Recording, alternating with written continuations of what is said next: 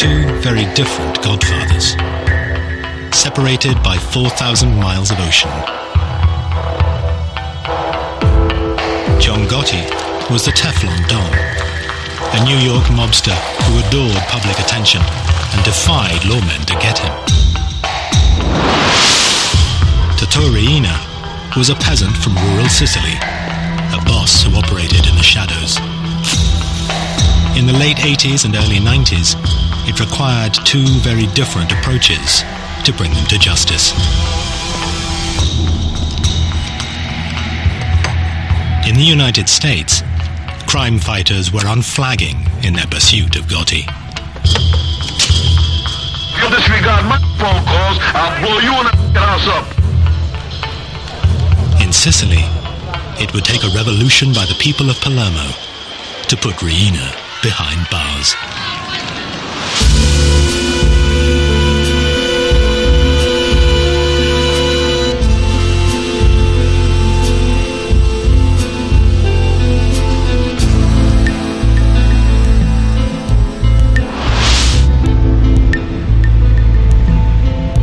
John Gotti was a violent and reckless hoodlum from his earliest days.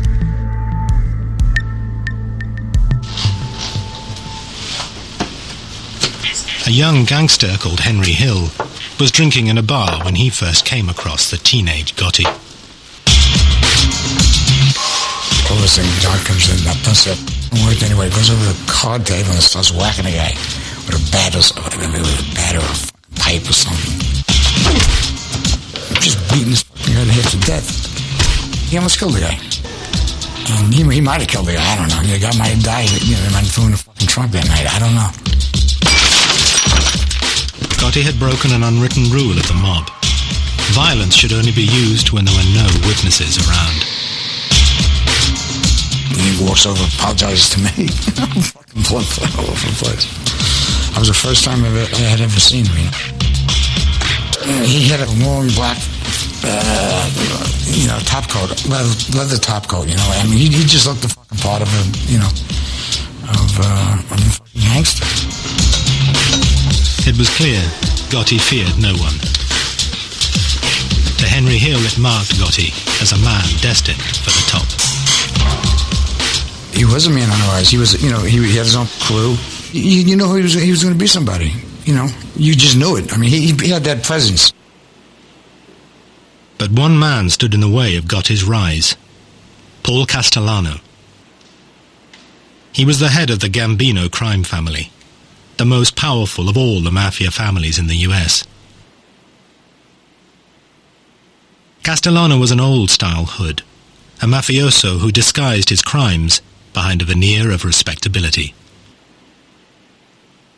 Paul wore two hats. He could mingle with lawyers, real estate, businessmen and developers, doctors, talk their language. Then he wore his Gambino family hat, and he could sit there and discuss why this guy's got to get killed and say, okay, he's got to go. Gotti would have to eliminate Castellano to become boss. But Gotti was not the only one who wanted him out of the way. In 1983, President Ronald Reagan declared war on organized crime. The target was the Mafia's ruling body, known as the Commission. On it sat Paul Castellano. Under America's tough anti-mafia RICO legislation, crime fighters could prosecute Castellano and the other bosses for running a criminal enterprise, if they could prove the Commission was meeting. The Commission was so secret, the only proof the FBI had of a meeting taking place dated from 1957.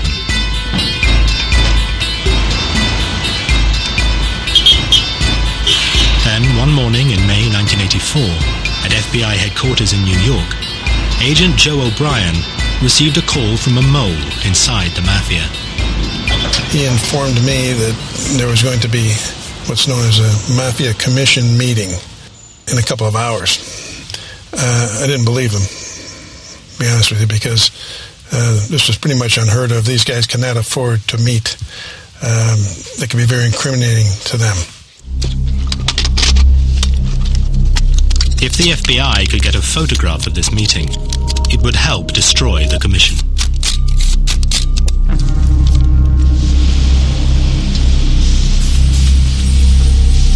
O'Brien and a fellow agent, Andy Curins, staked out this building, a small house on Cameron Avenue, Staten Island, that belonged to a relative of a senior Mafia don. The agents hid in the back of an unmarked van, a few hundred yards down the road. Van was right back here, right about where the white car is, right in front of the 54 there. That's about where we were parked. And we had a nice straight shot. There were no cars at that time. We had a straight shot down the street to 34 Cameron. So we sat there for 3 hours, till about 4:30.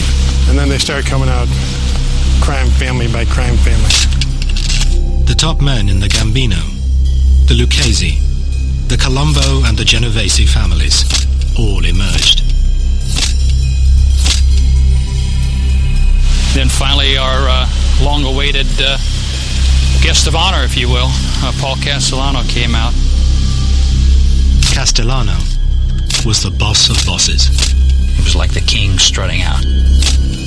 You could almost envision a carpeted area. It was a real show of how the mob operates and mob protocol. It was very exciting. I don't know how Andy managed to keep the camera as still as he did. He used this shoulder right here as a tripod, and I just didn't breathe for the longest period of time.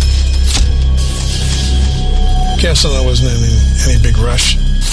Took a couple of puffs on the cigar and got in the car and drove off. The photographs were dynamite. The FBI knew that such striking visual evidence was just the thing to put in front of a jury.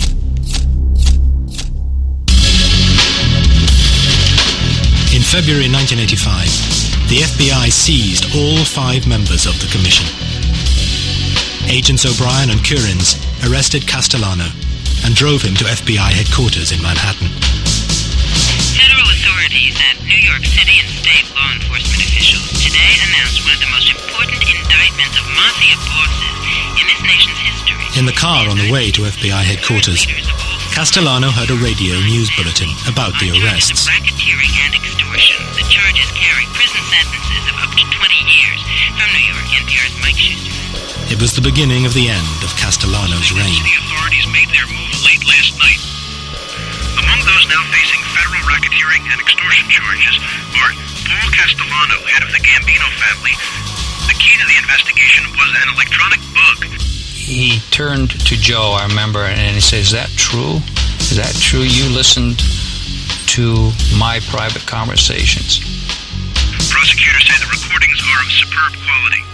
You could almost hear him, like, groan. The agents thought Castellano was squirming because they had taped his criminal conversations. But Castellano realized they had also learnt about his secret affair with his young Colombian maid. This was very embarrassing to him. It's a little embarrassing to us, too, for that matter. He's almost like a little boy now, confessing this, something that he did was bad. He's not talking about, it was bad that I murdered people or had, on my authority, people were murdered. I'm embarrassed because I had this relationship with this young woman who was my maid, right under my wife's nose. This was a revelation a Mafia don could not afford. He'd broken one of the Mafia's most sacred rules. It was okay to maim and murder, but not to publicly dishonor your wife.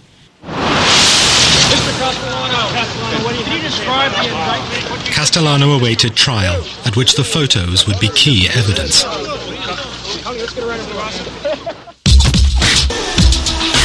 A power vacuum had been created at the heart of the Gambino family.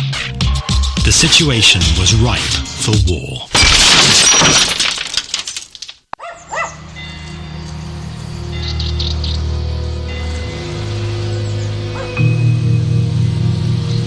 If the New York mob wanted to know what a Mafia war was like, they needed to look no further than Sicily.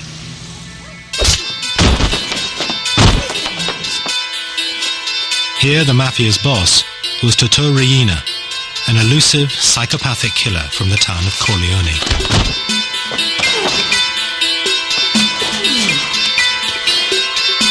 Corleone was a Mafia stronghold set high in the mountains of central Sicily. It was the place that gave its name to Marlon Brando's character in the film The Godfather. Riina's cruelty earned him the name The Beast. Corleone had an unenviable reputation as a place where only the toughest mafiosi were born and bred, as one local anti-mafia fighter remembers. I mafiosi di Corleone una volta ho incontrato. I once met a Corleone mafia person, and he looked me straight in the eye and said, "Listen, to be a real man, you need to have spent a few years in jail." This is the philosophy of the Corleone mafia. For them, going to jail is like a baptism. A mafia member who hasn't been to jail isn't a real mafioso.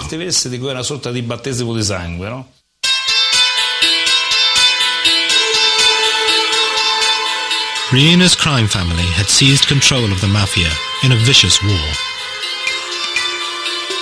In Palermo in the early 80s, the streets were awash with the blood of Riina's victims. During one 6-month period, a body was found in the city every 3 days.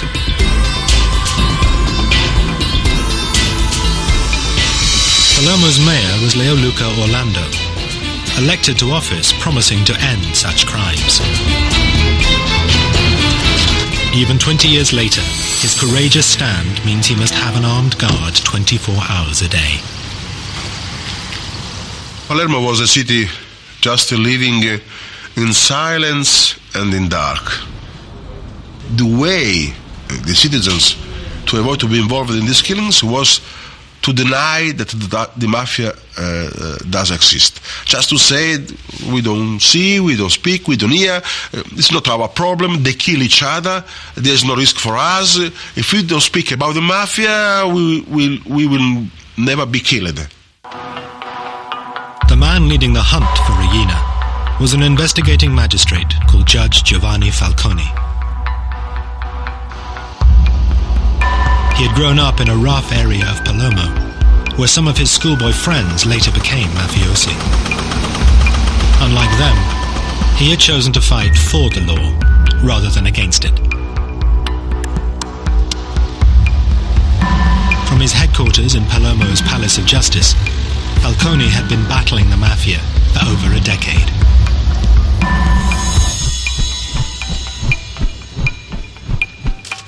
In 1987, he had enjoyed his greatest moment.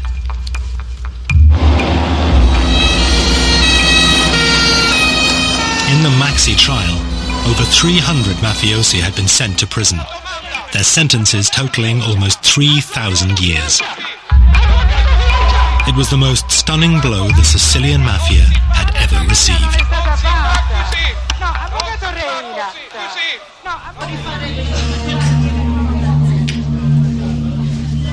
But Mafia boss Totò Riina had escaped the roundup. He remained free, running his criminal empire from an unknown hiding place.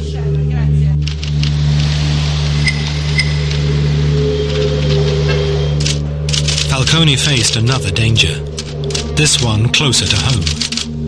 He had few friends at the Palace of Justice. The people of Palermo stood on the sidelines, waiting to see who would come out on top, Falcone or the Mafia. Such isolation was dangerous. Other anti-Mafia fighters had met their deaths at the hands of Riina.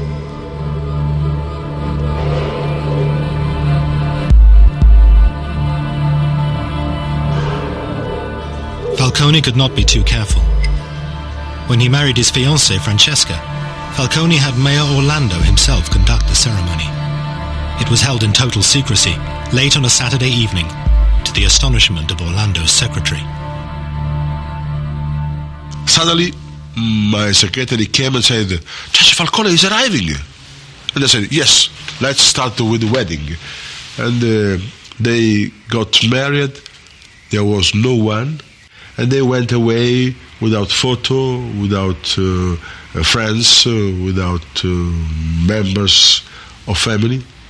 It was one of the costs that Giovanni and Francesca had to pay to the fight against the mafia.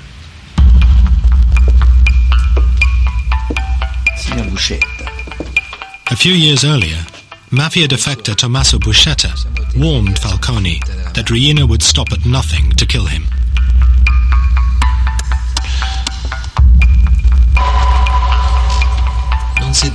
Never forget, when you open an account with the Mafia, it will only be settled when you die. Falcone spoke to one of his closest friends in the fight against the Mafia. He made a chilling prediction. Come lui diceva poi, when we were talking afterwards, he told me, my life's mapped out. It's my destiny to be killed by the Mafia someday. Non posso che morire così. Non posso che essere ucciso. The only thing I don't know is when. Che non so. With Riina at large, Falcone was running out of time. Back in New York, the clock was also ticking for the American godfather, Paul Castellano.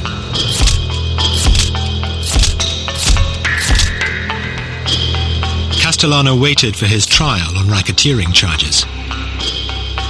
He rarely ventured from his home, this luxurious mansion in the most exclusive area of Staten Island. Enemies and friends alike called it the White House, and Castellano lived like a president. That meant he lost touch with feelings on the street. Discontent that would be exploited by his rival, John Gotti.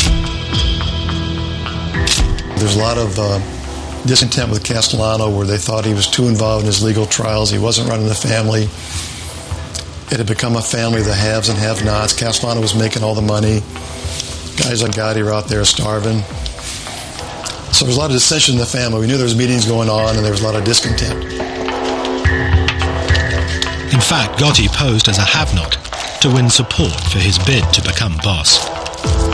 In reality, Gotti was making a fortune dealing heroin, making him a hero to his supporters. He had his own crew, and we used to do a lot of things together. You know, a lot of money, you can do a lot of things with it, and he had it. You know what I mean? And he let everybody else in his family eat off the same dish, as they say. You know, be in the drug business. You know, do just about anything they wanted in the city.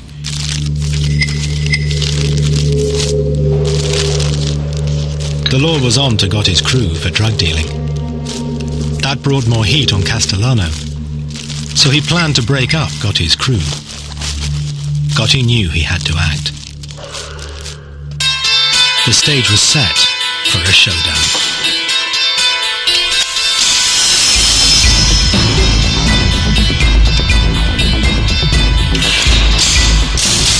On the 16th of December 1985, Castellano headed into Manhattan for a meeting with Gotti. They were to meet here, at Castellano's favorite steakhouse, Sparks, in Midtown Manhattan.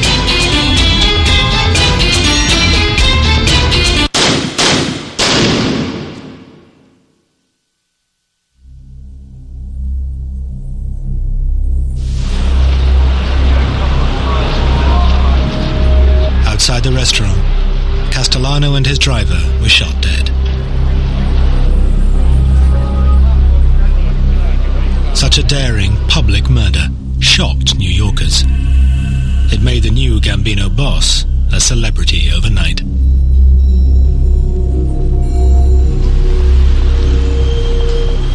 At the time, Gotti was facing a trial on a charge of racketeering. Until the murder, few outside the world of law enforcement had even heard of John Gotti. We went from having what was really kind of a, not sleepy, but routine organized crime case to the case of the decade. We had huge throngs of reporters outside the courthouse, in the courtroom. We had a big fish on the line. At his trial, Gotti was defended by flamboyant mob lawyer Bruce Cutler. For many years, Cutler has continued to act as Gotti's apologist. He had a remarkable insight into others, like a sense, almost a sixth sense, if you will, to size people up. Gotti could certainly size up a jury. In March 1987, the trial reached its conclusion. Gotti was acquitted of racketeering. But unknown to law officers, a juror had been bribed by one of Gotti's men. Gotti was tried in 2 other cases, both for assault, both defended by Bruce Cutler. I'll say with respect to defendant John Gotti, guilty or not guilty? You find him not guilty.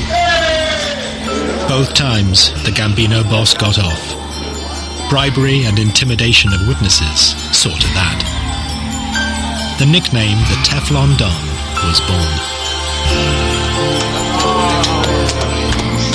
Gotti was different to almost any other godfather. He made little secret he was a Mafia Don, and enjoyed that everyone knew he'd risen from Brooklyn poverty to become boss of bosses. He was born dirt poor, was on the street since he's 12, was on the cover of Time magazine in his 40s, and he took on the system. In the opinion of his former attorney, Gotti was a latter-day Robin Hood, standing up to those in power. Jewish people, Irish people, working people, union people, construction workers, policemen. My father was a detective. Some of our strongest supporters that used to cheer for us were local police, not because they're allowed to, but it was the alphabetized government thugs we fought. The FBI, Internal Revenue, INS, CIA, those faceless, robotic government thugs that come at you and can destroy your life. The murderous reality of Gotti's brutal reign was very different. Gotti's love of public adoration would be exploited by the FBI and prove to be the Teflon Don's undoing.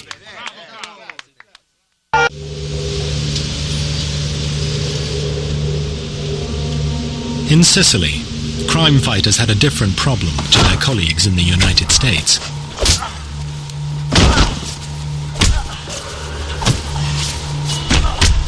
American mob boss John Gotti loved the limelight, but the head of the Sicilian Mafia, Totò Riina, stayed out of sight.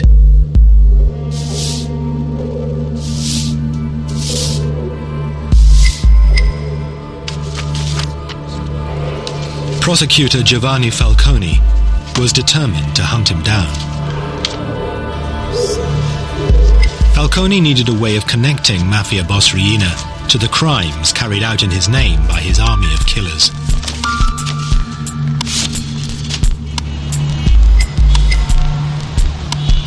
The answer lay in America. Richard Martin was a leading official in the U.S. Department of Justice. He and Falcone had worked together for years. Their biggest success, breaking the heroin smuggling link between Sicily and the United States, known as the Pizza Connection. Falcone relished his trips to the U.S.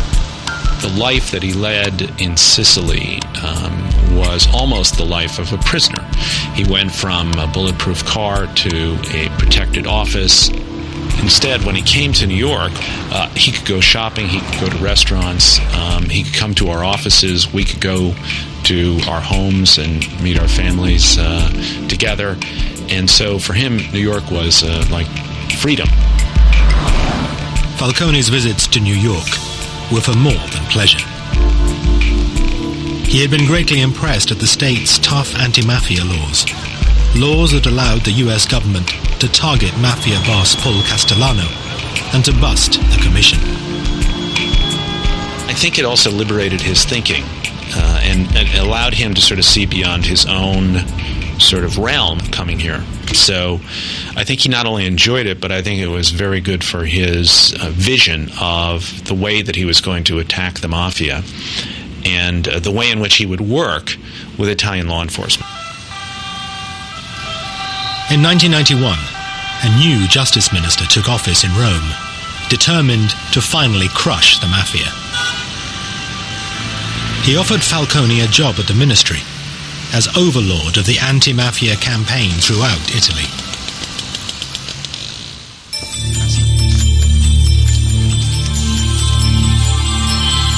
Falcone jumped at the chance of leaving Palermo and putting into practice the lessons he had learned in the United States. His ideas were revolutionary. An Italian equivalent of the FBI was to be formed. Across Italy, the fight against organized crime would be centralized under Falcone's control.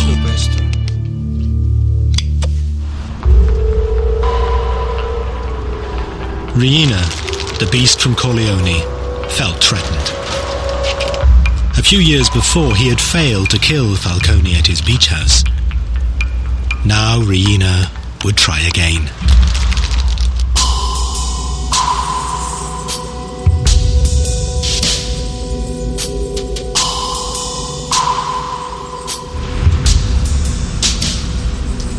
On the 23rd of May, 1992, Falcone and his wife Francesca returned to Palermo for the weekend.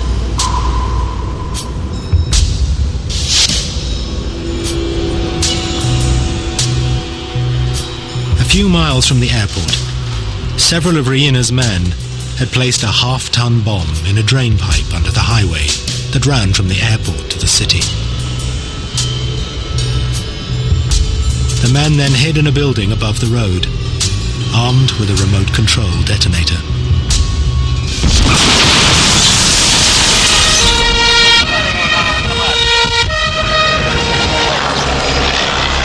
A massive explosion ripped open the highway.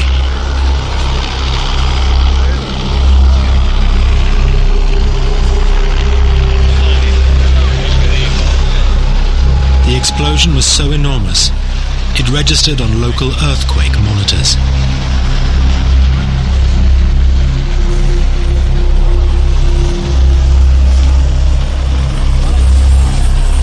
Giovanni's sister, Maria Falcone, was at home when she heard the news of the explosion. Sono scappata appena mio marito mi ha detto di che si trattava. When my husband told me what had happened, I rushed out of the room. I phoned the police. They told me Giovanni had been taken to hospital. When I got there, Francesca's brother told me Giovanni's dead.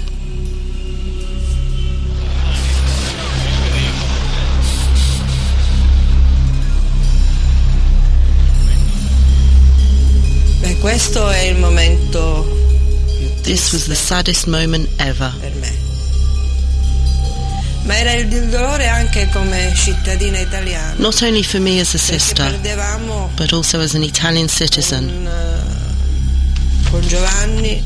Because we felt that in losing Giovanni, our greatest chance of beating the mafia had gone.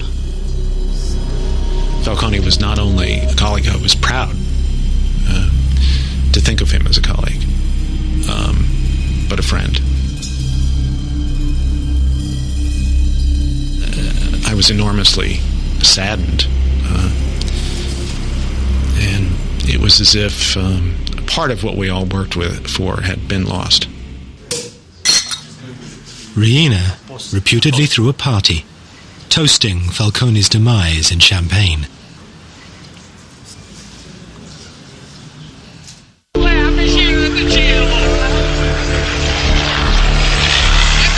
Along with Falcone, his wife Francesca and 3 bodyguards were also killed.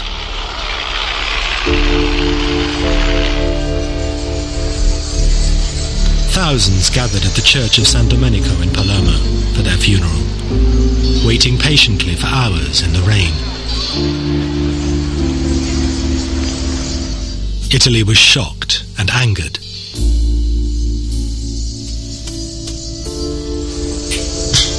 It didn't deter Tito Riina. Anyone who stood in his way would meet a similar fate.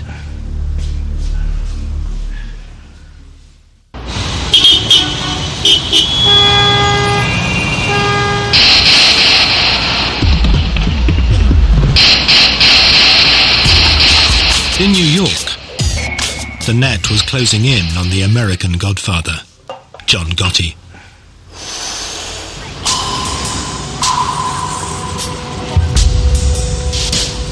This clothing store in Manhattan's Little Italy was once the Ravenite Social Club, the nerve center of the Gambino crime family operation.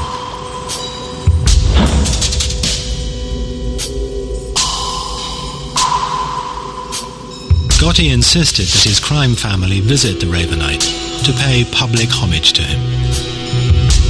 The FBI had placed a surveillance team in a block near the Ravenite. This is some of the actual footage shot by the FBI. Gotti reveled in his public persona as Mafia godfather. He made no attempt to hide the fact that he was meeting with his criminal gang. The rest of the family was required to come down there as a command performance to meet with John, discuss business, kiss his rear end, give him money, what have you. So during the course of the week, you might have all 20 caps in the family down there on different nights, plus 80 to 90 to 100 soldiers, all standing out there in broad daylight. And for us, it was a gold mine, just seeing, identifying the entire Gambino family during the course of a week, all in one place. Pictures, though, were not enough. To gain a conviction, the FBI also needed to hear Gotti talking about his crimes. They had bugged the Ravenite, but the mics had so far failed to pick up much. Then they had a break. An informant told them Gotti always held his most important meetings in an apartment upstairs, owned by the elderly widow of a Gambino member.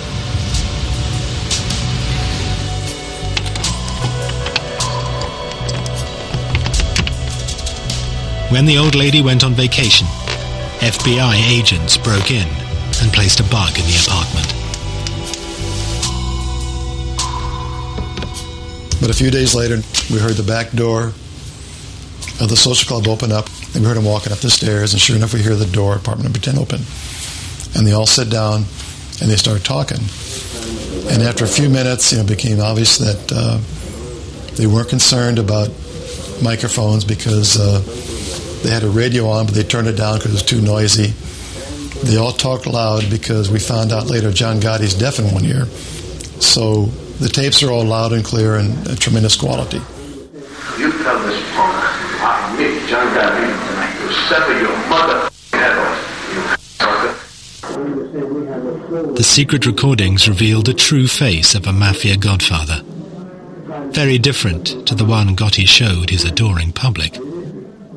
John, listen, I called your house 5 times yesterday. Now, if you'll disregard my phone calls, I'll blow you and the house up. When John's upset, he starts talking loud and clear, and he forgets about things he should not talk about, like past murders. Gotti was arrested.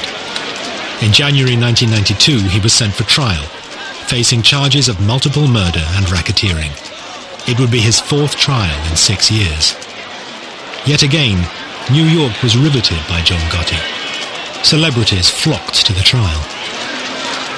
In the gallery, it was almost a circus-like atmosphere. Mickey Rourke came in one day. Anthony Quinn came in to watch the trial. They sent in a boxer, Ronaldo Snipes, who glowered at the jury and within half an hour was kicked out. John, listen, I called your house 5 times yesterday. Now, if you'll disregard my phone calls, I'll blow you and the house up. Gotti was his normal cocky self, he's full of bravado. But when you played those tapes, you watch his face, and you knew that's the last thing you wanted to hear was his big mouth. Gotti had damned himself. But the tapes would have another, unexpected impact.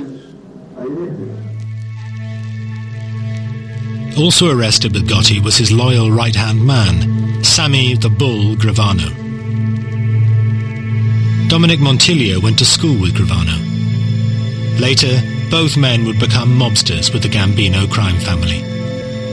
Sammy was always a tough kid. He and I went to school together from when we were like in kindergarten. I mean, he killed his brother-in-law, Louis, which was like his childhood friend. I mean, Louis Melito. They grew up together and hung out together. They stole together. They did all of that. He killed Louis. You couldn't trust Sammy. Gravano had become disillusioned with Gotti. To Gravano, a real godfather shouldn't be courting publicity. He should be operating in the shadows, like Paul Castellano had done. But Gotti had no respect for anyone, including his underboss, something that the FBI exploited. At a pre-trial hearing, Agent Bruce Mao played Gotti and Gravano a tape. On it, Gotti was extremely critical of his underboss. Finally, and said he might not put a picture about that. So there was no many times he's going to jail. And so you got Gravano and Gotti sitting side by side at the defense table, and we start playing that tape. And Sammy turns red. He's starting to explode. He's just ready to burst. John Gotti, for the first time, is embarrassed. He's turning white. He just wants to duck under the table. He's so embarrassed because he knows he got caught bad mouthing his consigliere, his underboss, his right-hand man. Gravano would be the final nail in Gotti's coffin. Bruce calls me one day at my desk. He says to me, "You sitting down?" I said, "Yes, I'm sitting down." He said, "Sammy wants to cooperate." Sammy was brought in the room. He walked over, shook my hand, and said, "I want to go from our government to your government." Never before had so senior a figure betrayed the American mob. Gravano's testimony landed the killer blow in court. He revealed how he and Gotti had planned the murder of their one-time boss, Paul Castellano, then watched from a car as Castellano was gunned down.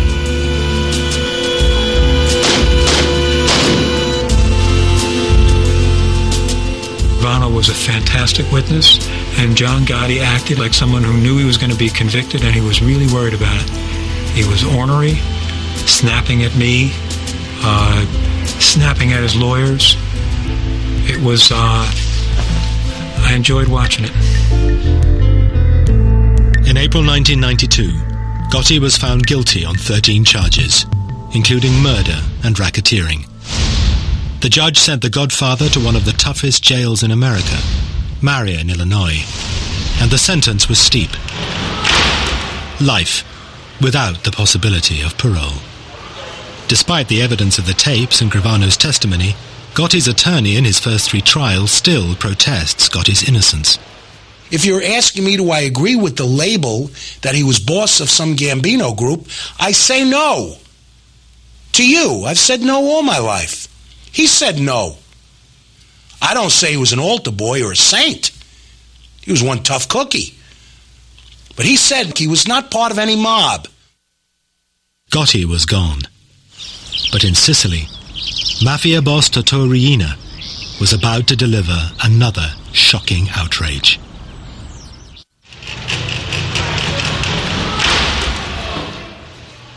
In the United States, the mob boss John Gotti was facing a life sentence in prison.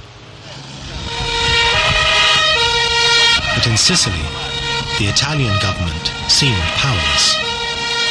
Mafia godfather Totò Riina killed at will. Anti-mafia prosecutor Giovanni Falcone had been murdered. Palermo waited anxiously for Riina's next move. Falcone's mantle had fallen to another magistrate, Paolo Borsellino. Borsellino and Falcone had grown up together and had devoted their adult lives to fighting organized crime.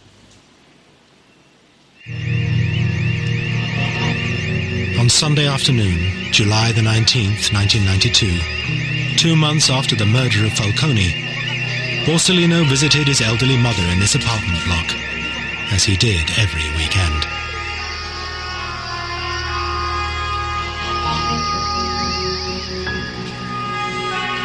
A massive car bomb exploded, killing Borsellino and 5 of his bodyguards.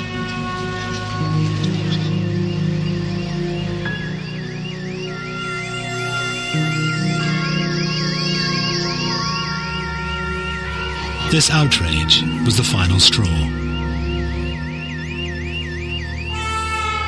It caused a revolution against the Mafia, led by the people of Palermo. After the killing of Paolo Borsellino, the reaction of people, of population in Palermo was enormous. The women, the children, the people reacted just crying, "Basta, no more, enough is enough."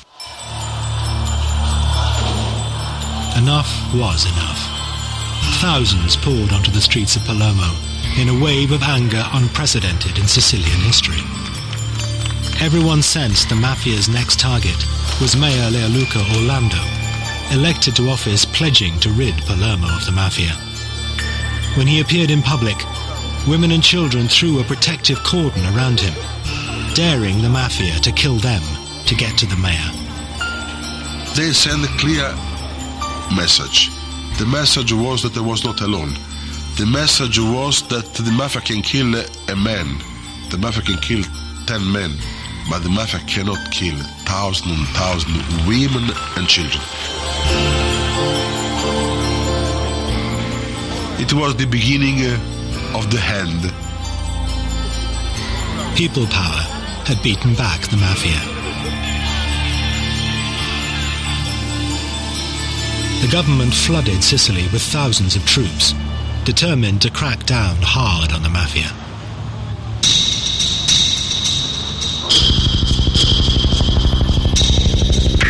In January 1993, Italian police scooped the biggest prize of all.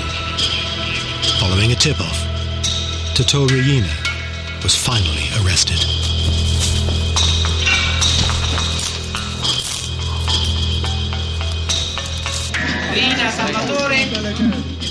Salvatore Riina was captured in Palermo by the Carabinieri this morning.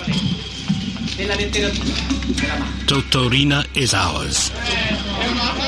Astonishingly, Riina had been living in the middle of Palermo, undetected by the police for over 20 years.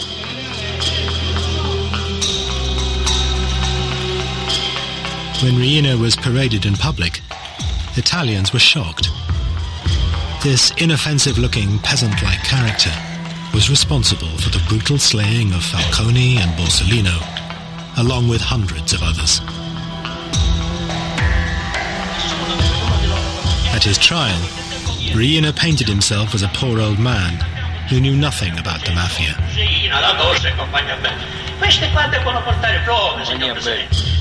His flimsy defense was rejected.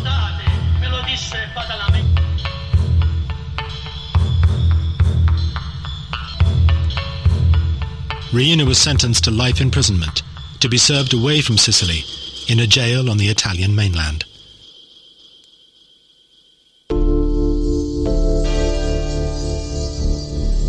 On both sides of the Atlantic, the day of the Godfather seemed over.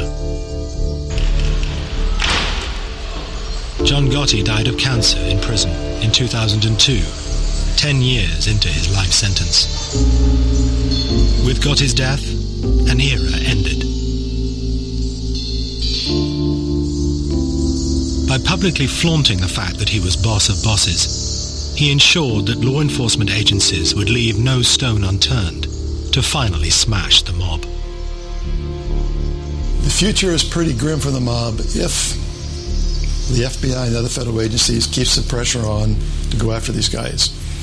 The biggest mistake we could make is declare that the war and the mob is over with, we've won, and go off to do other things. These people are very resilient. 5 years they could regroup, reorganize. They'll never be as effective as what they were 30 years ago, but they'll still be a viable criminal force. In the US, the mob are moving with the times. They're involved in internet fraud, sex phone lines, and stock exchange scams. But they are no longer the power they were. Nor will the FBI let Russian, Chinese, or other criminals dominate their neighborhoods in the way Italian gangsters once controlled theirs.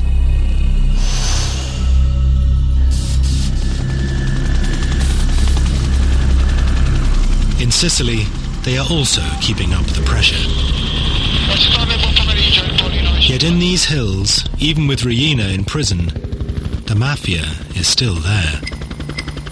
Invisible, but deadly. Today there are new leaders. They are also from the Mafia stronghold of Corleone. They have turned their backs on the self-defeating tactics of Tito Riina. No longer do they assassinate public officials. Like the leaders of old, they prefer to pull the strings from the shadows.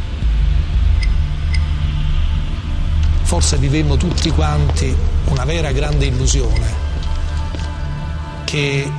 I think we were all a bit deluded. Maybe we were just kidding ourselves that we could destroy the Mafia with just 4 moves on a chessboard. In the US, the mob is finally in retreat. But in Sicily, it is rising from the ashes, adapting itself to the times, changing tactics to ensure that its power remains as unshakable today as it ever was.